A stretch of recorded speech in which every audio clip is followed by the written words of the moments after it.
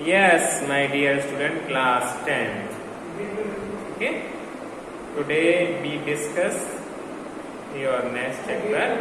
Next chapter तो continuous चल ही रहा है, हम कुछ टॉपिक उसको बता देना आपको, यानी कि वो जो आपको दिया गया है नोट्स उसको एक्सप्लेन करना जरूरी है, क्योंकि ये कुछ समझने में दिक्कत कर रही बच्चे कह रहे हैं। ठीक है, तो मैं आपको एक्सप्लेन करता हूँ। जेनेटिक्स, ठीक है, the branch of science based deal with the heredity. Okay, genetics क्या है और साइंस की एक ब्रांच है, ओके, विज्ञान की एक शाखा है, ब्रांच है, जिसके अंदर हम हेरिडिटी को स्टडी करते हैं। हम इस शाखा में ये समझते हैं कि कैसे कैरेक्टर पेरेंट से ऑफस्प्रिंग में जाते हैं। पेरेंट का मतलब माता पिता और ऑफस्प्रिंग का मतलब उनकी संतानें, चाहे वो पौधे हों, चाहे वो इंसान हो, चाहे वो जानवर, सभी में यही लागू होता है। माता पिता के लक्षण पौधों में जाते हैं तो उसे कहते हैं हेरिडिटी, और इनका अध्ययन हो जाता है जेनेटिक्स। ठीक है, the study of inheritance is called genetics. ठीक है, अब जेनेटिक्स को दो में बदल लीजिए, आप दो में समझ लीजिए। एक तो है हेरिडिटी। हेरिडिटी क्या है?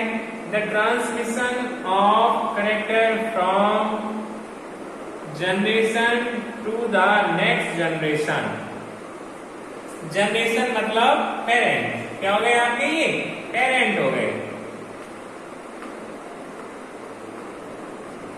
और नेक्स्ट जनरेशन मतलब ऑफ स्प्रिंग्स, क्या हो गई आपकी? ऑफ स्प्रिंग यानी संतान। तो ट्रांसफर ऑफ कैरेक्टर, वो लक्षण, ठीक है, इनको क्या कहते हैं? Inheritable character. इनहेरिटेबल कैरेक्टर कहा जाता है। ठीक है जी, समझ लीजिए बेटा।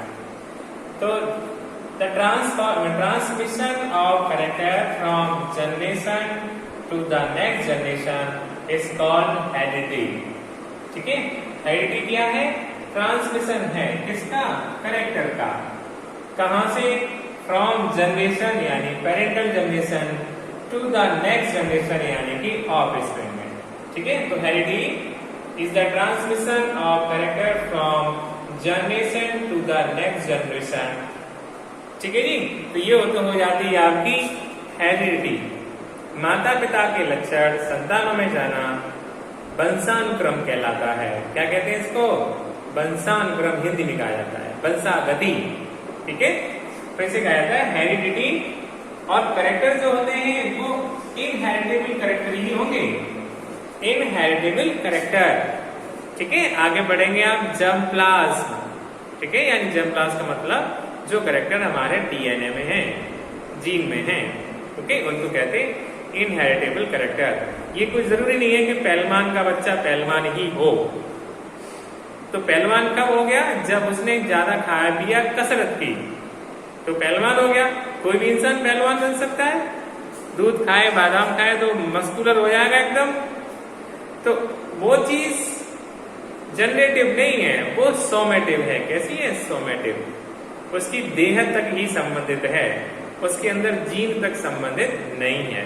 ठीक है, तो ये हो जाती है जेनेटिक और सोमेटिक। बाद में पढ़ाया जाएगा आपको इनहेरिटेबल कैरेक्टर, जो कि वंशानुक्रम वाले हैं, वो कैरेक्टर जो जीन में संबंधित है।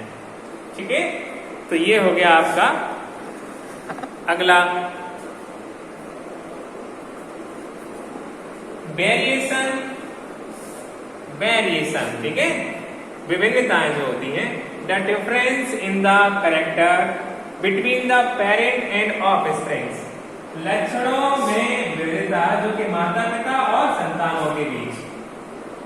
हम में और आपकी बात नहीं हो रही है, बात होगी जनरेशन टू जनरेशन। मटर के पौधों के, नए मटर के जो पौधे आएंगे उनमें वेरिएशन, उनके जो नए पौधे आएंगे उनमें वेरिएशन।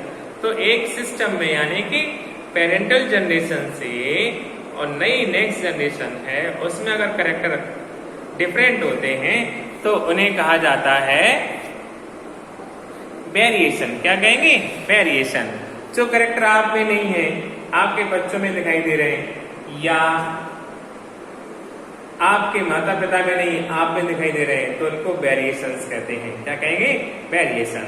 एक कंटिन्यूअस इनहेरिटेबल कैरेक्टर में पढ़ेंगे। तो variation, difference in the characters between the parent and offsprings. ठीक है, तो what is the variation? Variation is the difference in the characters between the parent and offspring. ज्यादा पढ़ना नहीं है, ज्यादा चक्कर भी नहीं पढ़ना, जितना दिया है उतना याद कर लो। ठीक है, okay. Yes boys, now variation में है somatic variation and genetic variation. ठीक है, जेनेटिक वेरिएशन, सोमेटिक वेरिएशन में take place in the body cells. ठीक है, मैंने आपको कहा था जनरेटिव सेल और बॉडी सेल दोनों डिफरेंट है। तो जनरेटिव सेल में अलग चीज है, बॉडी सेल आपकी अलग चीज है। तो सोमेटिक वेरिएशन सिंपल सी बात है, बॉडी सेल दो भाई है, एक ने बॉडी बना ली, एक ने नहीं बनाई, तो एक मस्त हो जाएगा तंदुरुस्त, तो दूसरा सूखा रहेगा, तो वेरिएशन है। ओके, या पिताजी ने पहलवानी नहीं की, लड़के ने पहलवानी कर लिया, तो वेरिएशन लिख लिए, वेरिएशन नहीं है, ये सोमेटिक वेरिएशन है। कैसा है? Somatic variation. ओके, चलिए, genetic variation take place in the reproductive trait, reproductive cell. Okay, ये वेरिएशन पैतृक होते हैं। ओके, कैसे होते हैं? पैतृक। गोरे माता पिता के बच्चे अक्सर गोरे ही होते हैं। Generally curly hair dominant face है, जिसके माता पिता किसी एक के कर्ली हेयर आ जाए तो उसमें से बच्चों के जनरली क्या होता है? कर्ली हेयर होते हैं। बहुत मुश्किल है कि स्ट्रेट हेयर हो। ठीक है, कुछ जेनेटिक कैरेक्टर हैं। क्या है वो? Genetic character. तो the take place in the gamete यानी रिप्रोडक्शन। यहाँ तो आपने अपनी बॉडी बिल्ड कर दी, लेकिन गैमीट में बॉडी बिल्ड थोड़ी नहीं हुई है, तो वो जरूरी नहीं कि पहलवान का बच्चा पहलवान हो, ये बात कही नहीं आपको। ठीक है, तो जो सोमेटिक वेरिएशन होते हैं बॉडी सेल से होते हैं, और जो जेनेटिक वेरिएशन होते हैं वो आपके कहाँ हो जाते हैं? गैमीट्स में। रिप्रोडक्टिव गैमीट्स का मतलब स्पर्म और ओवम, टेस्टिस और ओवरी। ठीक है जी, ये कहानी है। अगला है नाइदर इनहेरिटेबल नॉर ट्रांसमिटेड। ये न तो इनहेरिटेबल होते न ट्रांसफरेबल होते, यानी कि आगे संतानों में ये नहीं आना। मैं फिर ऐसे आपको कहता हूं कि पहलवान का बच्चा पहलवान नहीं होगा। ये कैरेक्टर क्या है? सोमेटिक वेरिएशन है। क्या है ये? Somatic variation. ये जेनेटिक में नहीं जाते, क्रोमोसोम में नहीं जाते, जीन नहीं बनते इनके। ओके, तो नाइदर बी इनहेरिटेड, कौन सी? Somatic variation.